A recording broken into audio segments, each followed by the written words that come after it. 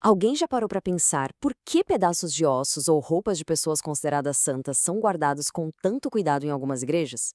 Pois é, hoje a gente vai mergulhar nesse universo fascinante e, para muita gente, bem controverso, da veneração de relíquias. Essa é a pergunta de US$ 1 milhão, né? A ideia de que objetos ligados a santos possam ter algum tipo de poder soa estranho para muita gente. Mas vamos ver o que as escrituras e a tradição da igreja têm a dizer sobre isso. Bora lá entender essa história.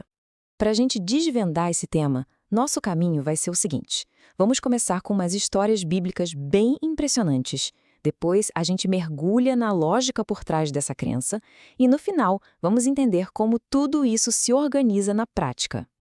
Nossa primeira parada é lá no Antigo Testamento, como história que, sério, parece coisa de cinema. Envolve o profeta Eliseu e um funeral que, bom, tomou um rumo totalmente inesperado. Tenta imaginar a cena, um grupo de pessoas de luto levando um ente querido para o seu descanso final. Sabe, um momento bem solene, mas que estava prestes a ser interrompido de uma forma bem brusca. E do nada, o perigo aparece no horizonte, invasores se aproximando, e aí o pânico toma conta. Não dava tempo de fazer um sepultamento certinho, eles precisavam de uma solução para ontem. Na pressa, eles acham a primeira tumba que vem pela frente, que por acaso era do profeta Eliseu, que já tinha morrido. Eles simplesmente jogam o corpo lá dentro, e é nesse exato momento que o inacreditável acontece. O texto diz que, assim que o corpo tocou nos ossos de Eliseu, o homem reviveu. Esse versículo do livro de Reis é tipo um dos pilares para a crença de que Deus pode, sim, agir através dos restos mortais de pessoas santas. É uma base bíblica bem forte para a veneração de relíquias. Tá, mas isso foi um caso isolado lá no Antigo Testamento? De jeito nenhum. Se a gente avançar para o Novo Testamento, vai ver o poder de Deus se manifestando de umas maneiras bem parecidas.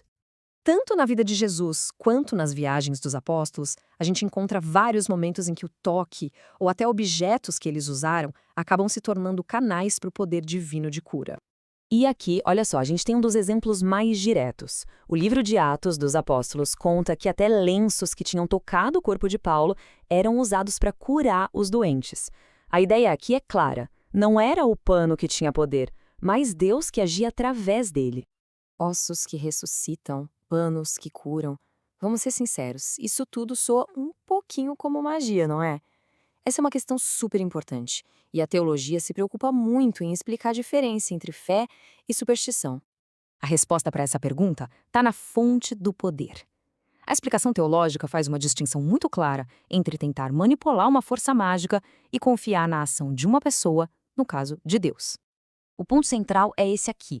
A relíquia não tem poder próprio, não é um amuleto mágico. Na visão da fé, o poder vem única e exclusivamente de Deus. O objeto é só um canal, um ponto de contato. O termo técnico para isso é sacramental. Pensa nele como um sinal sagrado. É tipo uma aliança de casamento. Ela não é o casamento, mas é um sinal que te lembra daquele compromisso. A relíquia funciona assim.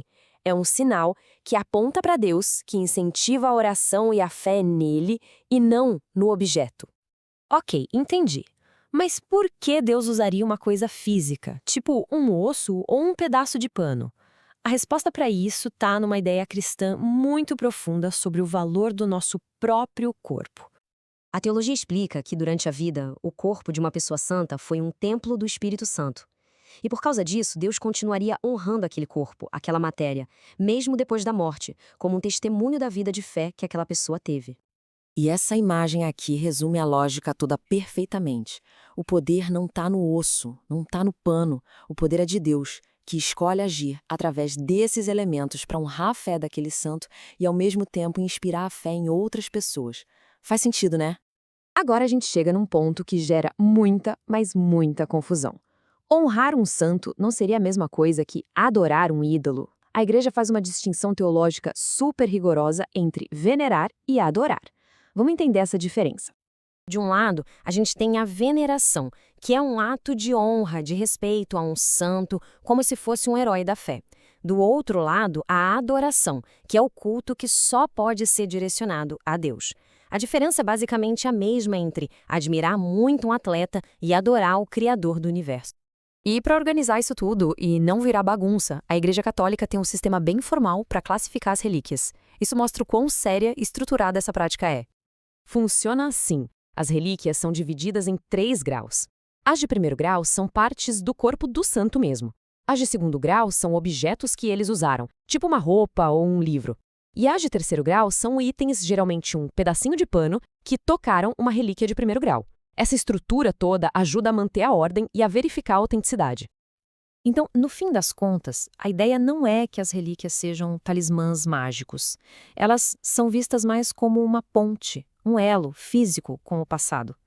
São um lembrete que a gente pode tocar, de que pessoas comuns alcançaram a santidade. E isso conecta quem tem fé hoje a uma corrente de quase 2000 anos de história. Como essa citação resume bem, o objetivo final não é parar no santo. A relíquia é vista como um meio para chegar num fim maior, se sentir mais próximo de Cristo. Então, fica a pergunta: as relíquias são um elo vivo consagrado ou só um eco de um passado distante? Bom, independentemente da crença de cada um, elas com certeza nos dão um vislumbre fascinante de como o ser humano busca conectar o mundo material com o mistério do espiritual.